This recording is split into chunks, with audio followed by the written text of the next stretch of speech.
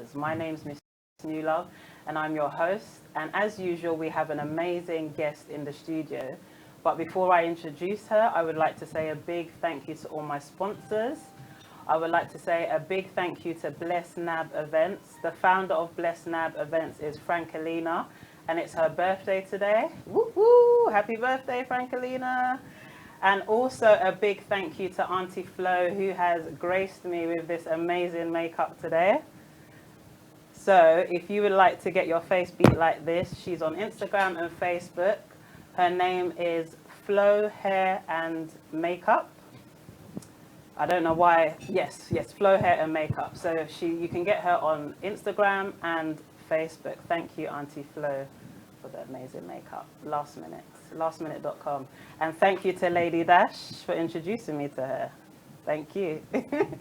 So yes, as I said, we have an amazing guest in the studio. And just to let you guys know, it's Sickle Cell Awareness Month. And it's so important that we are educated about sickle cell disease. Me personally, I wasn't that much educated on it until I knew that I was having Edith in the studio, and I went and did my research and found out so many things which we're going to discuss in the studio today. Remember that we are live on YouTube, so we are Omega Live TV on YouTube and also Omega Live right here on Facebook. Hit that like button so you can get updates every week. And also subscribe to our YouTube page. It's so important that we grow our following. So as I said, we have Edith Victoria in the studio, who is the founder of All Things Nice, but most importantly, she's the founder of Your Blood Helps. And that's what we're talking about today. Because it's Sickle Cell Awareness Month. Yes. You look nice. Thank you. So do you. You look Dressed lovely. in red for the occasion. Yes, indeed. With the red shoes. With the red shoe to match. Yes. And she's given us a lovely display here, which we're going to talk about later on. So Edith, you're here. And as I said, I wasn't really aware about, how sickle cell affects the Black community, affects us as Ghanaians, because I don't really have anyone close to me who has sickle cell. And I don't really know anybody who suffers from sickle cell. So what is sickle cell disease? Okay, so sickle cell disease is a hereditary condition. Hereditary means you inherit it from your parents. I have a sickle cell trait. My son's father has the sickle cell trait, so my son has sickle cell disease. So he took the trait from both of us, and then he got the condition. Wow. So it's a condition that predominantly affects people who are Black African, Black Caribbean. It does also affect the Asian community. It affects people from the Middle East, and it affects people who are from the Mediterranean. So, but you'll find that the majority of people that really suffer with sickle cell disease will come from, descendants of sub-Saharan Africans and so on. So I feel like it's kind of a Black kind of issue at the moment, because like I say, that's the group it predominantly affects. But of course, as there is so many interracial relationships coming up, you'll find that there are going to be eventually people who on sight look Caucasian, but they're carrying the sickle cell trait, and that's because of their ancestry is more diverse, it's mixed. So but for now it's mainly a problem that affects the Black community. Okay, so was you aware that you had the trait, or your son's father, were both of you aware that you had the trait before your son was conceived? So I knew that I had the sickle cell trait. As a result of that, I was actually offered a late termination. Sickle cell disease at the time, I think it might still be, is put on the same level as maybe Down syndrome. If they suspected that you were carrying a child who had Down syndrome, then you might get offered, they would say the option is there for you to not proceed with the pregnancy. But it was my belief that my son's father didn't have sickle cell trait. That's what I was told. And I just thought my son would be fine. So obviously imagine the surprise when, I'm told that actually your son has sickle cell disease. And I said, oh, that's not possible. So that was an interesting kind of time in my life. So when did you find out he had sickle cell, and how did you find out? So when in the UK and in most Western countries, the newborn baby will have a test, the Hillbrook test. And from that, they're sort of checking, you know, what a child does have, doesn't have, and they picked up that he had sickle cell disease from that. So that was it basically. And then I was introduced to, you know, a specialist doctor who gave me information about. Was this all like just when you had given birth, straight? Yeah, quite soon after. Not at a hospital. It was days later. You know, I had a home visit, and the funny thing about that home visit was that basically I didn't know. The guy was telling me all this stuff, and I thought, why is he telling me? Like, my son hasn't got sickle. Why? I thought, okay, maybe it's something I need to know. Obviously, from the hospital to home, was he okay? Like, he wasn't sick? Or... He's fine. He was fine. And you know, sickle cell disease is like a silent disorder. You can't look at someone. Actually, in a few instances, you can tell maybe by the colour of their eyes, because they get jaundice. But you know, on average, you can't tell someone has got sickle cell disease just by looking at them. So he was fine, and he was acting like I would expect a normal baby to act. And yeah, so it was the symptoms that they told me to look out for. That's what I had to be more mindful. And it's harder and it's worse when you're dealing with such a small child who can't articulate the pain they're feeling, where it is, or, you know, you can't work out where the pain has come from. And as I don't have sickle cell disease myself, I can never understand, you know, the level of pain that he has gone through and that he will go on to probably experience as he gets older as well. So in hospital, I didn't know that the boy had sickle cell disease. And then, you know, as I was told he had sickle cell disease, that's when I started. You're forced to learn about it. If your son or your child has a condition, that's when you need to know, because you need to know what you need to do to keep them safe, to keep them happy, to keep them healthy. And there are quite a few things that you need to look out for if you've got a child with sickle cell disease. So with sickle cell disease in a small baby, what you're looking for is swelling sometimes in their hands, in their fingers, in their limbs. And usually they'll cry, and that's another hard one, because babies cry a lot anyway. Cry all the time. Exactly, but literally you wouldn't be able to really console them because they're crying because they're in a lot of pain.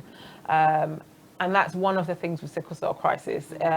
It comes with a lot of pain, and for me, I feel like that is the worst part about the condition. It does do a lot of damage to the person's body. As they get older, they learn how to deal with it, they learn how to manage it better. But so let me be clear. So with sickle cell disease, you have red blood cells. Everyone's got red blood cells, and when these blood cells lose oxygen, they become the shape of like a moon, a half-shaped moon. Yeah, I saw that. Yeah. So when they become the shape of a half-shaped moon, they then can't flow as easily through your veins as they're supposed to, and then they cause blockages. And these blockages can happen in any part of the body. So if these blockages are happening and blood is not getting to vital organs around your body, then of course you're going to start to suffer organ damage. You're going to start to suffer, you know, pain in the areas of your body that is not getting enough blood. So the thing is, you can literally have a sickle cell crisis in nearly any part of your body. You know, I know of instances where, you know, the Mobb Deep, he recently passed away. The one that passed away? Oh, how could I forget his name? I even forgot. Oh, shame on me. It will come back to me. They were one of my favourite groups. Yeah, no, they were good. And he just died suddenly, didn't he? Yeah, no, from sickle cell disease. And literally 50 Cent, I think, actually commented that he would, you know, he was a soldier because he would go out on stage and he would perform blind, like he could not see. So they would say to him, like, you Wow. just need to kind of stand here, face this direction, Wow. because he was having a crisis in his Yeah. eyes. Oh, So okay. he'd lost vision. So it can affect any part of your body. In a young child, you can notice it because children are so resilient, you know, Yeah. they don't realize their own limitations. So they will continue to play when they haven't really got the full ability to. Yes. So, you know, you'll notice maybe a child's playing with one hand and they can't use the other hand because they're suffering a crisis. Oh, wow. Or you'll see them, you know, trying to crawl but dragging one leg and they can't use the other leg at that time because they might be suffering from a crisis. It can affect your liver, it can affect your spleen. A spleen is bad. It's called a splenic sequestration, if I've pronounced it correctly. And then you get a blockage, you know, the blood is supposed to pass through your body and instead it starts to block in your spleen. So then that becomes larger. And, you know, it's obvious, it sounds like it would be painful because it's kind of getting bigger, it's swelling up. And these are all things that I learned from the time when they said, okay, your child has got sickle cell disease. Wow. And then he started to present some of these sort of symptoms. How soon did he start presenting these symptoms?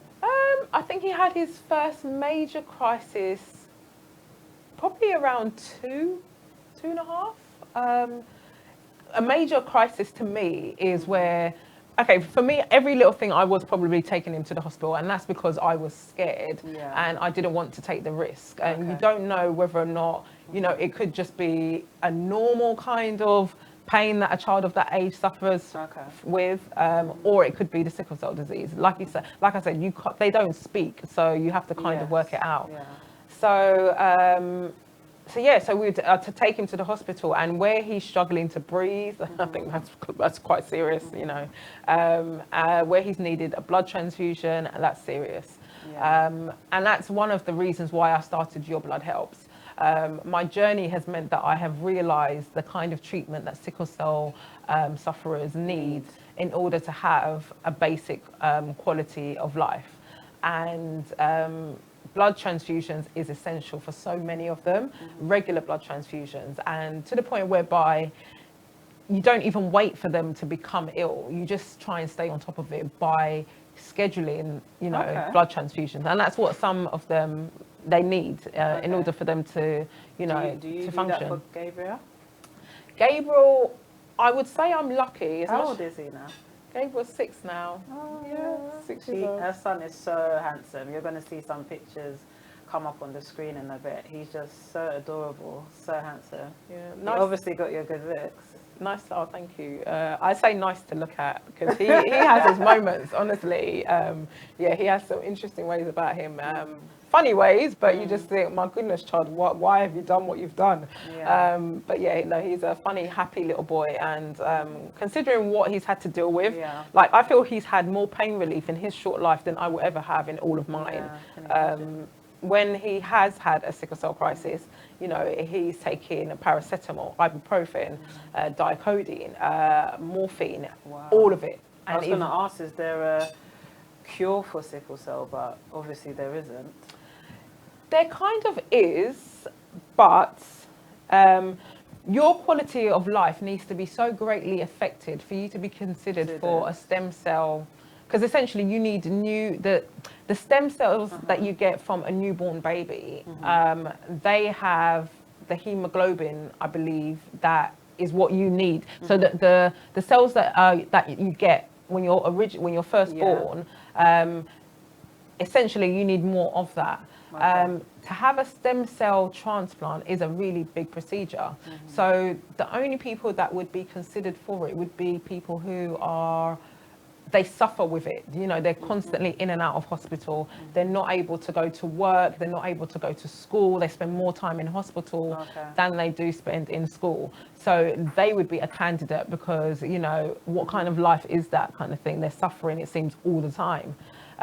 Gabriel his condition is managed. He takes penicillin twice a day. He takes folic acid, he takes vitamins. There is a new drug that I've been a little bit resistant to. It's called hydroxyurea. And that drug was developed to treat cancer patients. But they've found that it can help people who have sickle cell disease protect their organs. It reduces long-term damage to their organs. So there is more evidence, or enough evidence, that has satisfied the NHS to make it mandatory now. So if you have a newborn child with sickle cell disease, then more than likely the guidelines are that the child should start taking that drug. And that's another thing actually. There's another area that has just come up. Sickle cell disease can be prevented. It can be prevented. It's easier to prevent it than it is to cure it or to treat it or to live with it. And quite simply, people need to know their genotype. When you're going to start a relationship with someone, or when you're about to start planning a family, it's really important that you both know whether or not either of you have the sickle cell trait. And I've heard some people don't even know they have it. Go to your GP. You can ask for it to get tested. Some guys would be like, I ain't got sickle cell. I don't need to go and get tested for sickle cell. Yeah. It's the mentality as well, isn't it? Yeah, the mindset does need to change. It's like asking a man to go and have a sexual health test before you get intimate. Yeah. It's something like that, especially in our community, like amongst black people. Imagine you asking a guy, can you go and get a blood test to find out if you have a sickle cell trait. Do you know what? I think increasingly, because more people are becoming more aware of sickle cell disease, and some people know someone who has it, they might not know much about it, but they know that, they wouldn't want to have a child with it. Yeah. So for that reason, if they're in a relationship, a serious committed relationship, I'd like to think that, they would just go and get the test, as opposed to risking having a child who would, life is challenging enough as it is, let alone having to deal with sickle cell disease. So you're right. There are a lot of men who would think, I don't have it, especially as there's nothing wrong with you. When you have the sickle cell trait, you are fine. Like you can do everything, you can function normally. You just have the traits. Yeah, you just have the trait. It doesn't hinder, or it hasn't hindered me in any way, shape or form. There's another even message that has come out from all of this, and that is, if you have the sickle cell trait, you can donate blood. Whereas previously, the message being sent out was that you couldn't. So if you have the sickle cell trait and your partner has it, that's when there's cause for concern. But if one of you have it and the other one doesn't, can you still have a child with sickle cell? The probability is reduced. So they might have the sickle cell trait, but they are unlikely to have sickle cell disease. That wouldn't happen. So at most, maybe they would take the trait. But the trait is not something to be, if you have a child and they have the sickle cell trait, it's fine. Like the child will be fine, the child will be healthy, will physically be able to do everything that any other child can do, and it really doesn't impact or affect their lives in any way, shape or form until they reach the family planning stages, in which case they then need to know or make sure that their partner doesn't also have the same trait. So it's really important with young people. That's a message that I can't stress enough. If you never know where things are going to go. You don't know how serious a relationship might be. But it's always worth knowing what your genotype is. It's always worth knowing whether or not you might have the sickle cell trait. And it's quick and easy to, your GP can arrange for the blood test to be done. And there you go. If you donate blood, you will find out whether or not you have the sickle cell trait. So that's even more reason for you to make a blood donation. You'll find your blood type out. You will find out whether or not you have the sickle cell trait, and these are things that you should know as an adult. Like you should have an awareness of what your blood type is and whether or not you carry the trait. Like, it's a lot. So your son, you spoke about your son taking all this medication on a daily basis. What is it like, having a son with sickle cell? What's the routine like every day? I think in the mornings, trying to persuade him to take his medicine, because children are reluctant to take medicine. True, but I suppose, I don't know if it's a good thing, but because he's been taking penicillin since he was a baby, it's natural to him. You know, he comes along. If he, you know, if you put the syringe, I still put it in a syringe. Okay. He'll go along. He'll take it, and off he'll go and carry on playing. So he knows he needs to take it. He knows he needs it to keep healthy. He understands he has sickle cell disease. Doesn't fully understand what it is, but he knows that sometimes it is the reason why he is in a lot of pain. Sometimes it's the reason why he can't do things that other children can do. Even though he's always trying to do things. He is always trying to do things. Yeah, no, honestly. Yeah, he's such a boy, isn't it? A boisterous boy. He is a very boisterous boy. Yeah. He physically, honestly, he doesn't even, you wouldn't think he has got sickle cell disease at all, because he does not get tired. He bounces off the wall. He can keep up with his peers. It's amazing. So I'm really fortunate that it hasn't sort of limited him like it can do, and it has done for other children. So I think in life you always kind of need to count your blessings. Yeah, your situation could be bad, but you know, other people could be going through worse. So you just kind of have to look at it like that. But yeah, no. So he's a strong, healthy little boy. He knows he has to take his penicillin. He knows he has to take his folic acid. I sneak in his vitamins into his milk and things like that. Not too much, so it doesn't affect the taste. You know, he has to protect himself against the cold. The cold is not good for people with sickle cell disease. Extreme heat is also not good. They need to drink a lot of water. Like, he needs to drink, ideally, if he could drink 1.5 liters, that would be ideal. But he comes close to that. And that's a lot for such a young boy. If you think about it, he's always going to be running to the toilet and things like that. But overall, keeping him hydrated all the time, because you know, he needs that. And we all need that, actually, to be honest with you. We do. Keeping him warm, making sure he doesn't exert himself. That's challenging, because he won't know when to stop. All of a sudden, he just won't be able to do any more, and then he'll be having a crisis. You know, the oxygen and all of that will start to kick in. So, so on day to day, that has always been my concern. You know, I send him to the hospital, like to the nursery, and you know, if I feel cold somewhere, I would call the nursery and say, "Oh, hi, I think the temperature's gone down. You know, if he's outside, can you make sure he's got on, you know, his jumper underneath his jacket, and you know, things like that." And the same with his school. They are fully aware of his condition. He's the first child to attend that school with sickle cell disease, but they've really taken on board, you know, the fact that he has an illness, and if he's not looked after properly, what it could mean for him. It could be really detrimental for him. So, so they've done a great and amazing job. And that gives me a confidence and a bit of reassurance that he is in an environment that will, you know, do their best to make sure he's properly catered for and looked after. So yeah, so that's the medication side. He'll take the paracetamol and ibuprofen when he is having a crisis initially. And sometimes it takes a while to kick in, to take effect, but it can often be enough for me to at least get him to the hospital. I remember one time it was the hardest thing. He was screaming, he was in agony, and I had to pull over to try and cuddle him.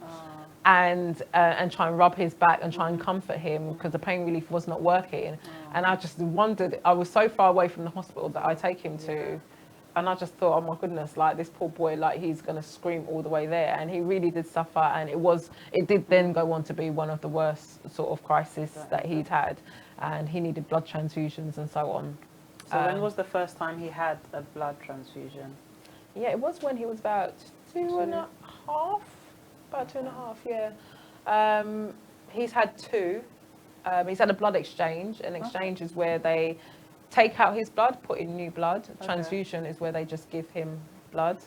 So with the exchange, what's the process with that? Because taking all the blood out of him, as the blood is coming out, new blood is coming in. So that he's not low of blood. So that's only ever happened once, and you know, I'm hoping, or the hope is, if he starts the new drug, hydroxyurea, then his quality of life will improve. And as it stands, compared to other children with the condition, it's not that bad. It could be a lot worse. So, yeah, that's something that we'll be hopefully going into. At some point. Okay, great.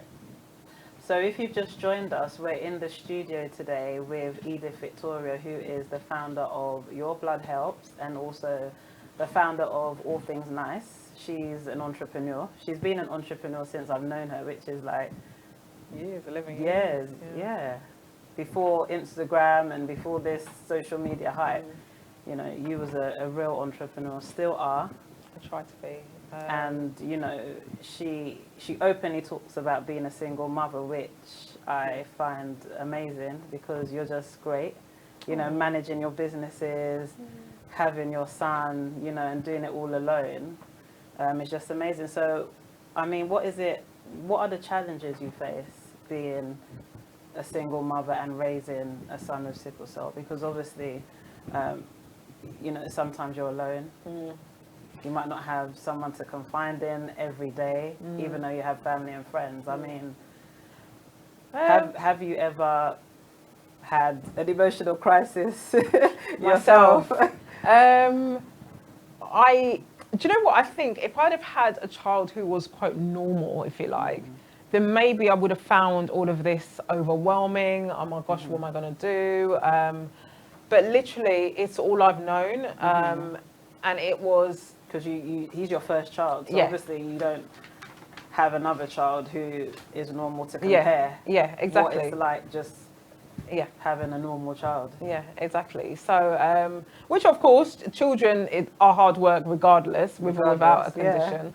But because, you know, he is my first son, my first child, and, you know, so everything I have to do for him, it's just the norm. You know, the extra precautions, it became the norm. When he gets unwell, how to look after him, what to do, where to go. I mean, I still panic. I still think, oh my God, something's happening. And, you know, there is an amazing team of nurses and consultants at Whittington Hospital where I take him to. And, you know, they're always available to me. And, you know, sometimes they calm me down. They say, okay, look, like, yes, he is screaming really badly, but you've just given him the paracetamol and the ibuprofen. He hasn't got a temperature. Let's just give it time to take effect, and then maybe, you know, he will find a bit of comfort, and he himself will settle. So, you know, I get guidance and support from them. My family are great, you know, like someone will always be around, come over, meet me at the hospital. Like, I don't feel alone. I don't feel like I'm going through looking after a sick child on my own. I think you need to be, if you have a child with a condition like this, that you need to be self-employed, because I can't imagine what it would be like to be employed and, you know, to get the phone call that you need to take him to the hospital. And when you go to the hospital, you could be there for a week, you know. So I know, unfortunately, of some mothers who, you know, they got the comments, oh, you're off sick again. Oh, you're off looking after your child again. I know one lady who had 2 children, 2 boys with sickle cell disease. You know, it was like a revolving door. One gets better, the other one goes down. And I don't ever want to feel like, be made to feel guilty for leaving my work to go and care for my son. And that's why I'm really grateful that I've been able to sort of establish my own business, which means that I have control of my working schedule, my pattern, you know, where I need to be. It's limited hours that I physically need to be somewhere, which means sometimes, a lot of times when he's in hospital, I'm there with my laptop and I'm working, you know, through the night at his side. I stop when he needs me, when he needs to be comforted, when he needs help to carry to the toilet and things like that. And it's just the norm, and I'm just used to it. And yeah, I honestly, like, I get up and go so quickly, like, I, you know, just get some clothes together, toiletries together, and, you know, I'm not going to the back of Beyond. There's like local shops around if I really need food or essentials and things like that. So, so yeah, you do find you become resilient. It becomes the norm. And I look at other people and I think, oh my gosh, how do these women do it? You know, they've got children who are in wheelchairs. They've got all different kinds of conditions. And I think, same thing. I just think, oh my gosh, that woman is amazing, because look at what she has to deal with. But it becomes the norm. If you know, if they've been doing it since the child was born, then it just does become the norm, and that's what it has become the norm for me. So the extra precautions I take, it's second nature. It's just the thing to do. So before you had Gabriel, did you ever donate blood yourself? I mean, what were your perceptions of donating blood? Glad you asked me that. I tell you what, I'm glad, because people always say, oh, you know, so is it because of your son? To be honest, years ago, was it Daniel Gales? Daniel's a girl, yeah. The girl's mum. She used to do a lot of, how can I say, she used to do a lot of awareness, sickle cell awareness in the 90s. She still does. Years ago. Yeah. And I'd be like, what's this woman on? Like, I just didn't understand, like, because we weren't educating ourselves about sickle cell. And she was always doing stuff with Choice FM and, you know, at Leicester Square doing all this, and celebrity. She got a lot of celebrities involved, and I was just like, what's, you know, because I wasn't even educating myself about sickle cell. You know, her son, actually, I have this here. Daniel DeGale had leukemia. So what's the difference between leukemia and sickle cell? Okay, so leukemia is a type of cancer. It's cancer. It's a blood cancer. Okay. And in his case, he needed a donor. Okay. He wasn't able to get one, and unfortunately, he passed away. Yes, Last year was actually 10 years since he passed away. So Beverly the girl, honestly, where her strength comes from is just beyond me. Like, I don't even know. She started ACLT, promoting bone marrow and blood donation. Yes, she's been doing that for years. She's been doing that for years. And actually, on the 28th of September is the ACLT ball, again, to raise awareness about the need for more blood donors from the Black community. So Sickle Cell Awareness Month, is it a new thing, or has it been around? Because it seems like all these things that affect Black people tie into Black History Month, or before Black History Month. I don't know why Sickle Cell Awareness Month is in September. World Sickle Cell Day is on the 19th of June. Again, I don't know why it is that particular day, but you know, it's a day where people who live with sickle cell disease, who have family members who have sickle cell disease, you know, try and just sort of put it out there. Sickle cell disease is the most common genetic disorder in the world. Wow. So it's, you get, so there are in the world. So it comes over like multiple sclerosis. Like you get more people are being born with sickle cell disease than any other genetic disorder. Wow. But people don't know that. So, and it's important to raise awareness about it, A, to prevent it, B, to understand. Especially in the African community, especially within our Ghanaian community. Yes, yeah. And it is so important because I think a lot of West Indians do, well, from my knowledge and from what I've seen growing up, they go, you know, they go in when it comes to raising awareness for like leukemia, sickle cell. But us as Africans, like there's so many Ghanaian parents with children with sickle cell, but it's like, it used to be a stigma. People didn't even used to want people to know that they had a child with sickle cell disease. Fortunately, I feel like, you know, we're way past that now. Definitely. And I certainly encourage my son to let people know he has sickle cell disease. He's unique. He is different, but not different.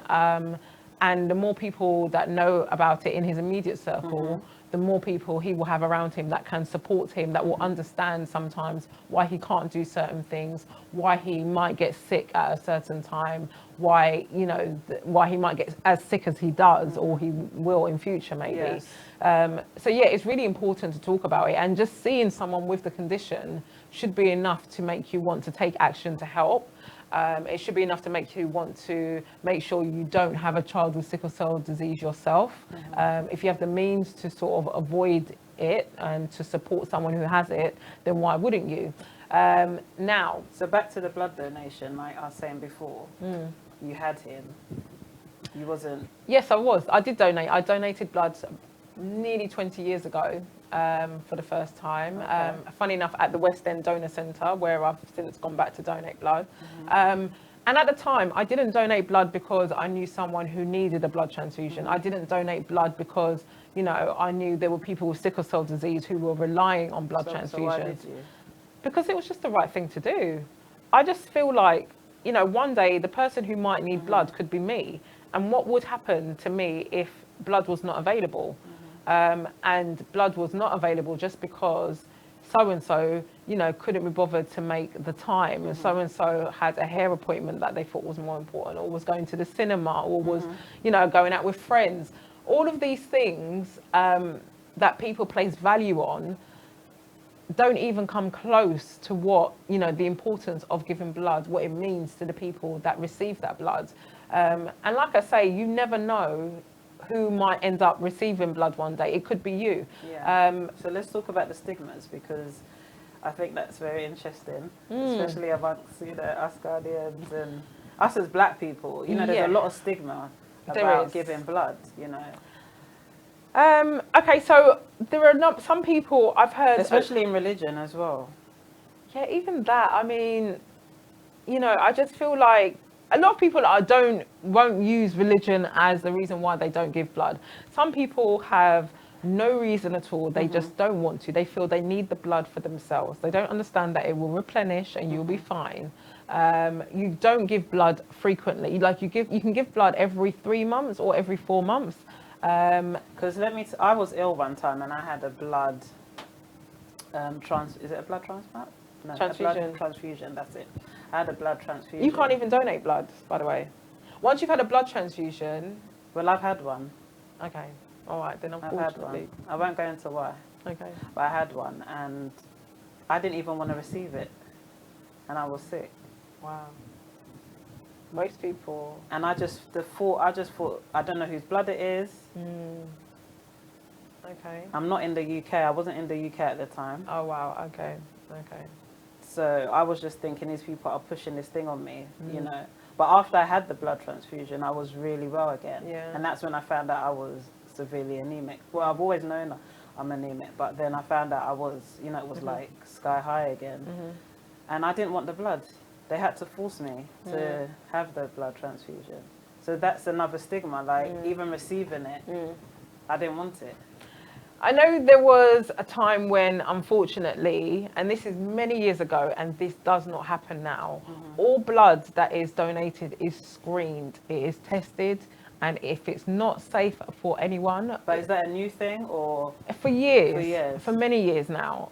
So what's the process? Well, there is... When you go to donate blood, you are going to get asked quite in-depth questions about your personal life. And do they test your blood when... Obviously, well, they do, isn't it? They'll do a test initially just to make sure that your iron levels are high enough for you to go on and give blood. And do they check if you've got any...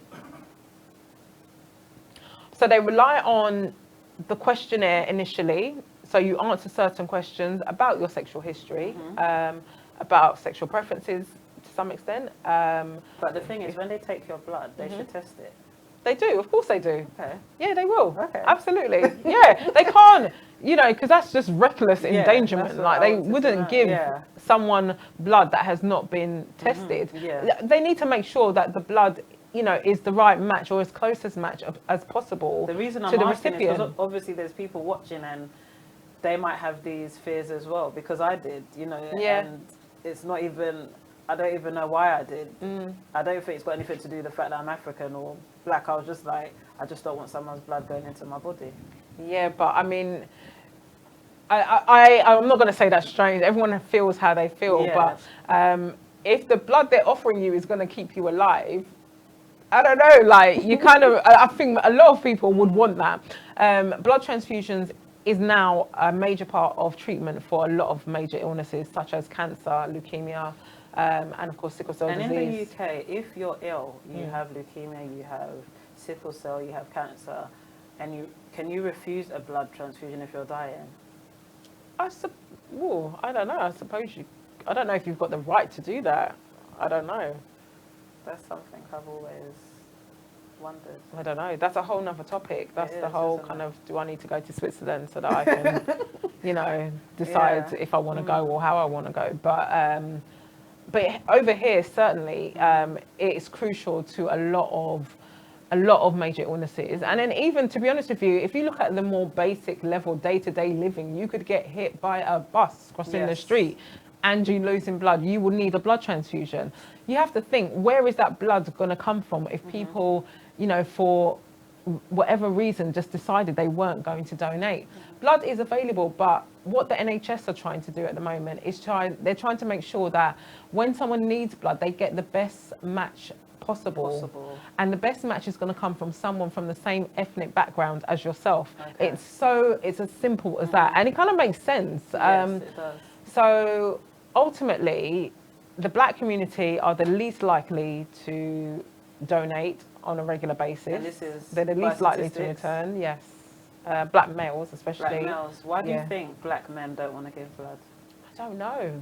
I couldn't tell you. Some, you know, an idea was put into my mind quite recently. There was a young person who promoted, you know, what I was doing, but then he himself would not do it. And, you know, I know some people, there's recreational, you know, substances that are taken. Oh. Now, do you think it's that? Possibly, it might be. It just dawned on me. But do they test those things? When do they? Well, obviously, if they're testing the blood, they must test. They test. All they're looking for is to make sure that this blood is not going to make the recipient unwell. Okay. That this blood has to be, you know, the best quality blood, Okay. so that it can be passed on to help save a life, because that is what it is meant to do. That's that's its purpose. So I think people think that, you know, that people are going to find out that they've got, you know, certain activities that they do, that they take part in. No one is reporting anyone. Like, you know, if your blood is healthy and it's good, it will be screened, it will be checked, and then it will be used. And if your blood is not good, they'll just tell you. It's just as simple as that. They will let you know that your blood, unfortunately, cannot be used, and that's it. So what we need to do as a community is understand that the people who need the blood is ourselves. It is a quick process. It doesn't take up much of your time. You can be in and out in an hour. The actual blood donation process is about 15 minutes. Okay. I was going to ask you all that, but you're sailing through. Yeah, no, because you're right. There's so many sort of stigmas But how and much myths. blood do they take from A an pint. individual? Just a pint. A pint. That's In not a lot. 15 minutes, and then Okay. you're done. So it's Can quick. you give more if you want to give more? No, it's not safe for you. Okay. You want it to be safe for you, because yes, the blood will replenish, but it's not going to replenish that quickly. Yeah. So a pint is fine. That 1 pint can go on to save the life of 6 children, up to 6 children, up to 3 adults. Wow. So, and that's an This hour is of real your time. education, guys. An hour of your time, literally. Sickle Cell Awareness Month and Sickle Cell Day is on June the 16th, you said? 19th. June the Yeah. 19th. And as I said, it's Sickle Cell Awareness Month. We've been talking to Edith Victora, who's educating us on everything sickle cell. She is an entrepreneur and she has a business called All Things Nice, which we're going to talk about later. But what's most important is that she has a charity, organization Yeah. called Your Blood Helps. So obviously she's been talking about her son who was born with sickle cell, and this is why she is so passionate about the black community, people in the Ghanaian community especially, donating blood to give back to our people, which is so important. So how did Your Blood Helps start? Like, when did you get that vision to start because it's not everybody that has a child with sickle cell that's going to start an organization or start such a big movement that you've decided to go on. So at what point did you think, you know what, I need to do something? Like, I want to do something. I don't know. I just thought, oh, I know, people, you know, more black people need to donate blood. I'll try and organise a blood donation session, and I'll make it a bit more fun and put on nice cakes, and I love cake, you know, and sweets. I love And All sweets. Things Nice, you like? Yeah, ATN as well. My t-shirt brand that I now sort of use to promote, you know, Yeah, raising because I awareness. noticed, because before obviously you used to do stuff for football clubs. I remember Yeah. you used to do all these beautiful Diamante t-shirts for different football clubs and celebrities, you know, customized. Swarovski, diamond. Yeah, I wanted to get to the Swarovski level, but they needed to get ordered. Yeah, Oh, okay. they would need to get ordered. I couldn't just make them. And lovely jewelry. Yeah. All that stuff, all those things nice. But you know, you're doing this thing right here, which is amazing, and it takes a lot. It takes a strong woman. So how did you start working in partnership with the NHS? I just said to them, okay, it's World Sickle Cell Day. It'd be nice to raise awareness about it. Shall we try and do a blood donation session where I get, you know, a lot of my friends, family members to come down and support and donate blood. Bearing in mind, my child has sickle cell disease, so I thought it'd be an easier sell. I thought wrong. My friends and family, my immediate ones, have been great because they came down. Like, honestly, I think of them. And you know, sometimes you don't speak to people as often as you would like to, but you hold them close in your heart because, you know, they made time for something that you held, you know, really in high esteem, close to my heart. And so I'm forever grateful to all of the people that, you know, trekked from all over the place to come and donate blood. But it is a hard sell. People don't, not all people, some people don't take it as seriously as they should. You know, they will make an appointment, not turn up for it. And I just found that Does that dishearten you when, you know, the amount of numbers that you've had don't turn up, and then you're like... Yeah, the last event that I did on World Sickle Cell Day, that was disappointing because a lot of people got reminder phone calls and they, you know... Well, you did remind me a lot, but I wasn't... No, you're not even able to donate, which I didn't even realise at the time. But yeah, no, it's like, what will it take to get someone to take it seriously? This is not... It's bigger than a nail appointment. It's bigger than an eyelash appointment. It's bigger than a barber cut appointment. But that's not the way it's seen. Like, those things are seen as more important, as priority. Whereas this should become the norm. This should become the priority. It's something that you should factor into your day-to-day life. You know, every 3 or 4 months, you go and you make a blood donation if you are healthy enough to do so. Black women do come out and donate a lot more than black men. Black women have naturally lower levels of iron, which means that they can't donate as much as they would like to. So it's really important for the men to step up, step up and donate blood. Yeah, exactly. If you're healthy enough to do so, and you're helping, you know, a fellow brother, you know, you never know where your blood is going to get allocated to and who. And it doesn't even matter. It's just the fact that you're helping someone to stay alive. Life is the most precious thing that we have. And unfortunately, there are so many things that are constantly attacking it. We attacking each other, you know, all of these stabbings with these young people.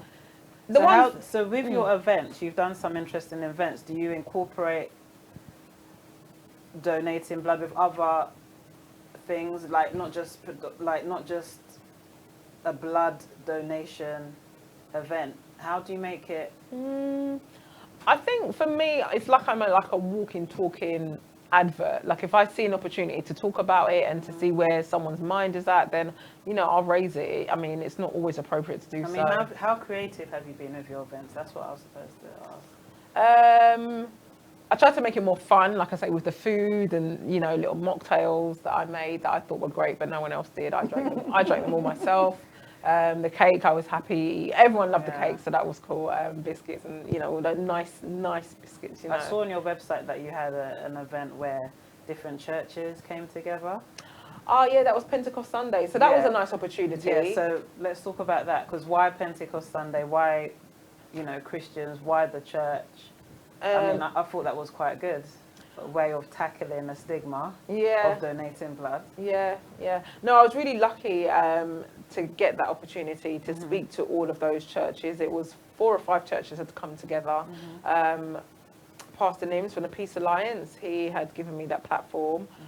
Pastor Toye as well. And I just felt like, you know, I'm always looking for the easiest way to reach the most amount of people.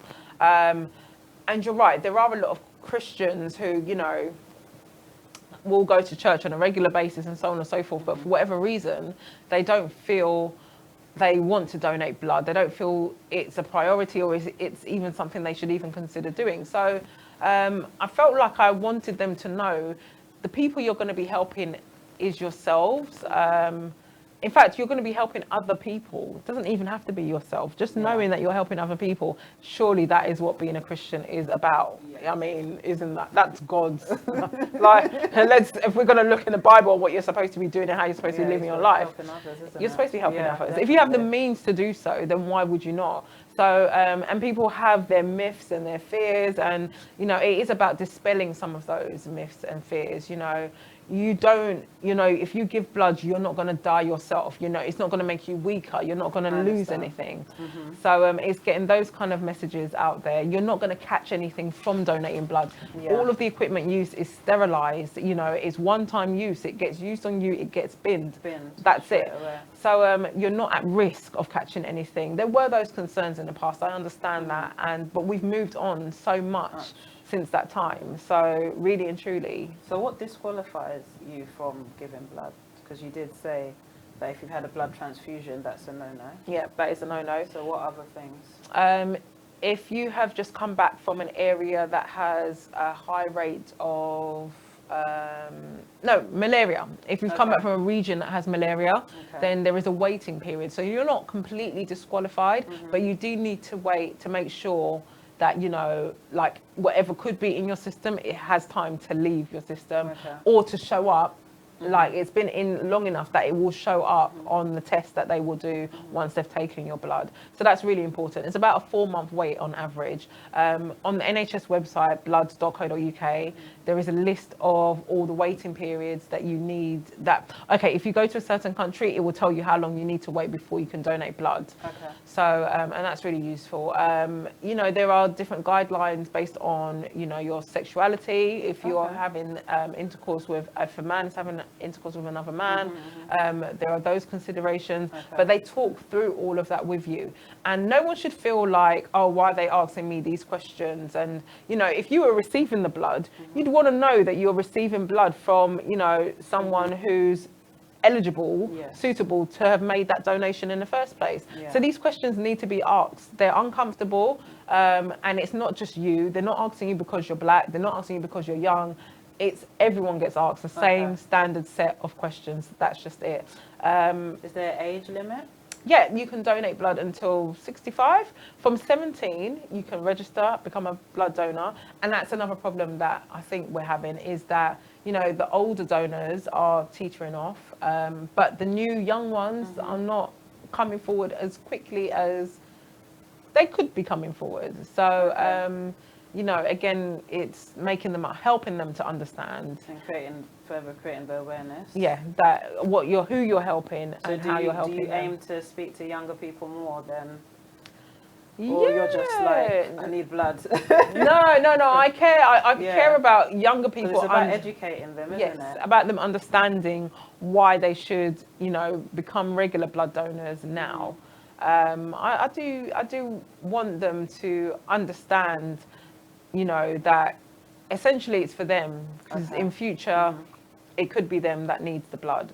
So and you know, like my niece who is going to be supporting me, she already posted a fabulous picture of her wearing a t-shirt, Save a Life, Give Blood. I've seen it, she's going to be making a blood donation soon. Is she a model? She isn't. Okay, she I isn't. thought she was. No, she isn't. But, you know, it's getting her to... Yeah, when you get the younger people involved. Yeah. They can go as, you know, in a group together and all go and donate together and then go off for a nice meal out afterwards. You know, make it a social thing. It's not as scary as some people think it is. Some people are scared of needles. I hear that so often and I just think, okay, maybe I don't understand it because I don't have a fear of needles. What I do understand is that if you were unwell and you needed to receive something to save your life, you would extend your arm really quick. Or get a tattoo. Or get a tattoo. You're not scared. You shut your mind, did it? Yeah, exactly. So, so really, you know, to someone, to them, it's their reason and it's valid and it's, you know, it's sufficient for them. So it's trying to sort of soften them a bit so that they sort of see, look, I know you're scared of needles. Literally, it goes in, you feel a prick, and then you are just sitting there fine. Like, you know, I'm always taking like selfies when I'm donating blood. It's that much of a minor, like you don't feel anything. you know, you do need to be healthy. You do need to make sure that you've eaten before you do a blood donation, that you're well hydrated. That's really important. You can't, you know, you want to help others, you need to be healthy yourself in order to do that. So there's some of the things that, you know, nothing should really put you off. You walk in and, you know, you've taken through this questionnaire, you are given the iron test to make sure that your iron levels are high enough, and then you go and make the donation. You can be in and out in an hour. Now there's blood donation sessions taking place all over the place. So you could, you know, find somewhere that's on your route to university. You can find somewhere on your route to your part-time job. You can go on your lunch break. You can go online, put in your postcode, and they'll bring up the nearest session to you. There's so many ways that I feel like NHSBT have gone, you know, done as much as they can do to try and make it convenient for people to become regular blood donors. So how often do you have, how often does your blood help have events?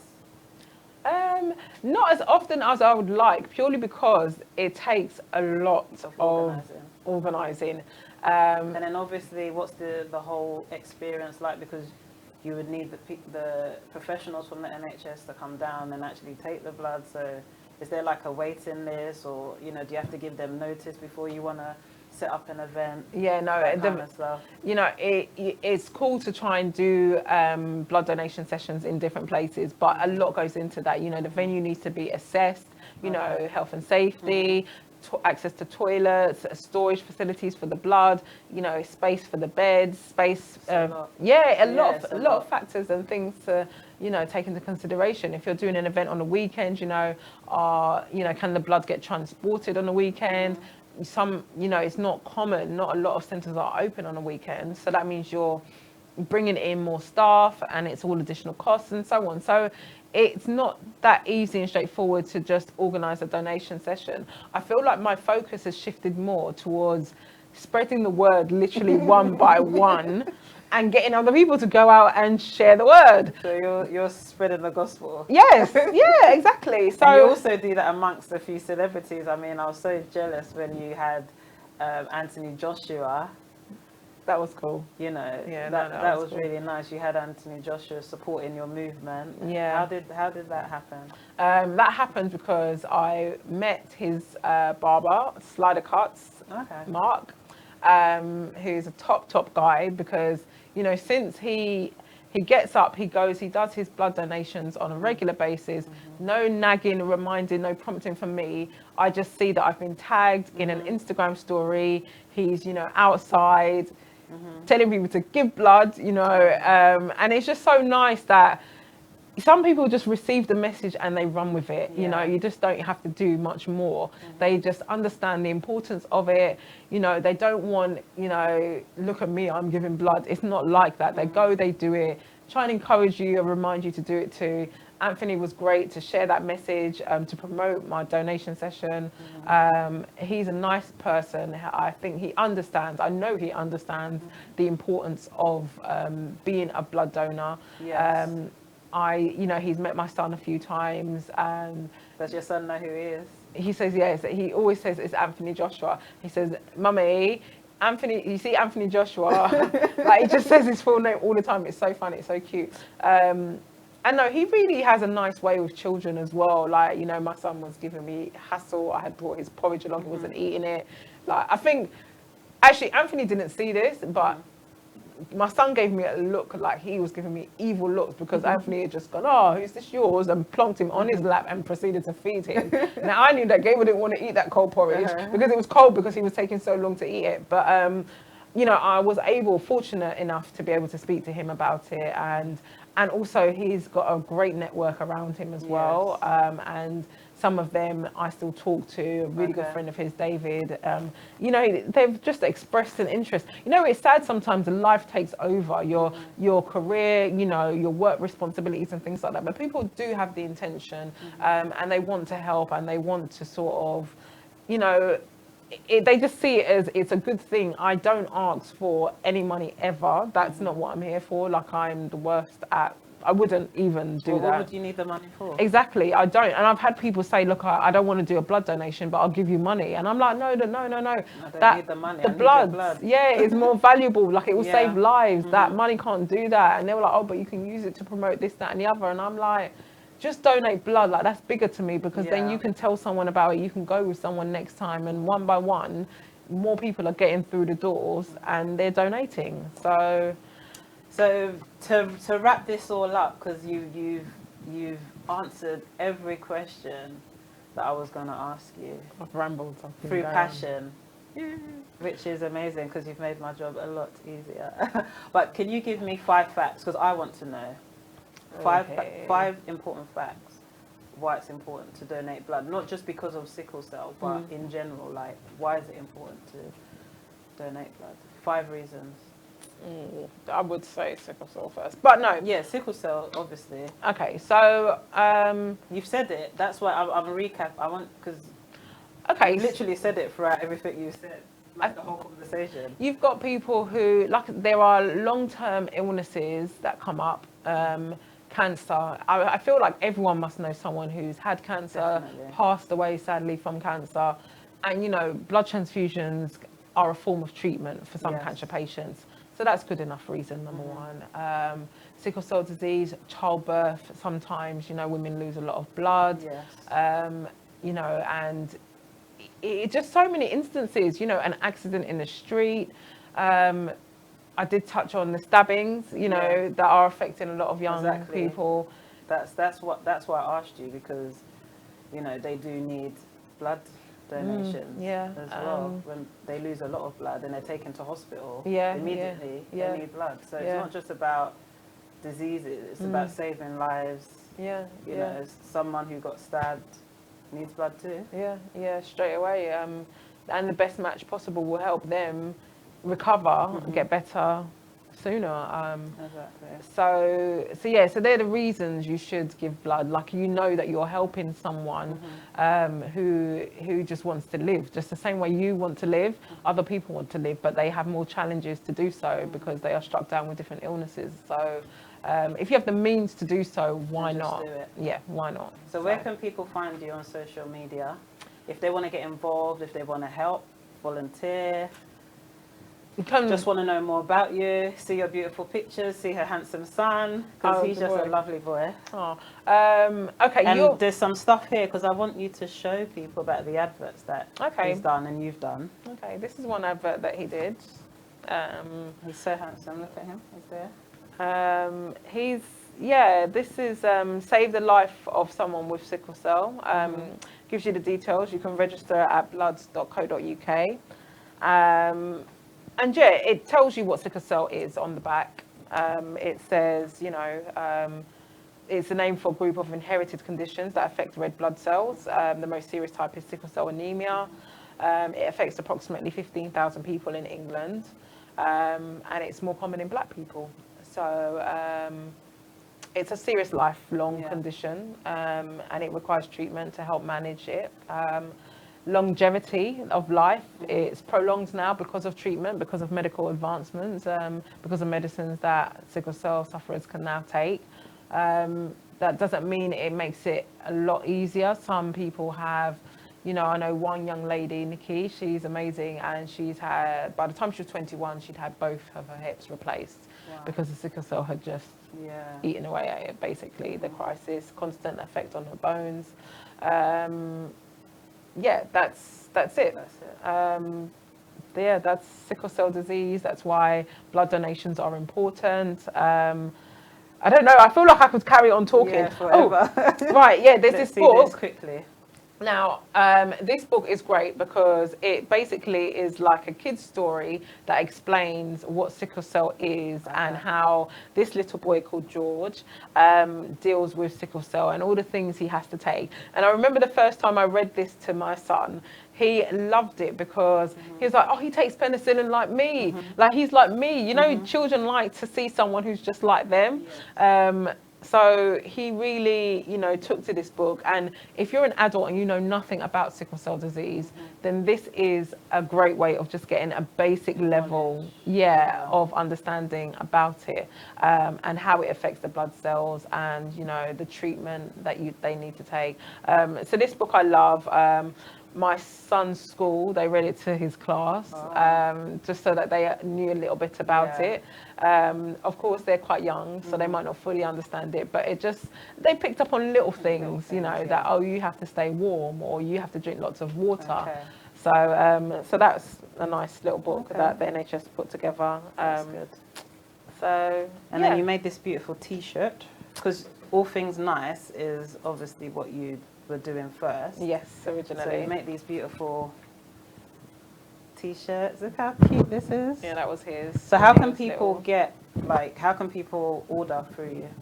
All Things Nice. There is a website. Not just about sickle cell, but obviously in general, because you're amazing at what you do. There is a website, and it is allthingsnice.com. And I had, my original theme was flags and maps, so some of those countries are still available. To me, I love the sparkle, I love the bling. So if you love bling, if you like sparkle, then you might like these T-shirts. So it's definitely worth taking a look at, I would say. But I definitely use my love of bling to promote the message about, saving a life, giving blood, sickle cell and stuff like that. So passion's still there. It's been lovely having you in the studio and hearing your story. Thank you very much for having me. And also giving us and us in the studio and the audience watching the awareness of sickle cell. Well, no, I appreciate you actually inviting me, because you giving me this platform to talk about it. It just will reach so much more people, and it is important, and you've acknowledged that. So I'm so grateful to you for even inviting me on your show. Like, you're so easy to talk to. I love what you're doing, and I think if my cause, to me, it's important. I think to other people it should be important, and platforms like this will help to get that message across. So thank you very much for inviting me on. Thank you for being in the studio. Well, she said it all. It's Sickle Cell Awareness Month. We've had Edith Victora in the studio telling us her story about, becoming a mother of a young sickle cell boy who is so stunning. He's so handsome, lovely boy, Gabriel. And she's doing an amazing job as a single mother and as a businesswoman, which we didn't really touch on too much because it was all about sickle cell. So, yes, you can find her on Instagram. She's given you all her socials. Your Blood Helps. Your Blood Helps. Yeah, that's it. You'll get everything you need to know. So just type in Your Blood Helps and you'll find out everything about donating blood. It's so important, people. I wish I could, but I can't. But we're reaching out to you today to donate, especially the men. Donate blood. We don't know why you don't want to donate. Please donate. Gold Diggers is powered by Omega House, multimedia company, which is situated in Seven Sisters on West Green Road, next to Uncle John's Bakery. They are the one who's made this show possible through Omega Live TV. Don't forget to like Omega Live TV on Facebook, and also subscribe to our YouTube page so that you can watch lovely shows like this all through the week. Thank you so much for watching. Until next week, we're back on Monday at 8 p.m. Gold Diggers, thank you for watching.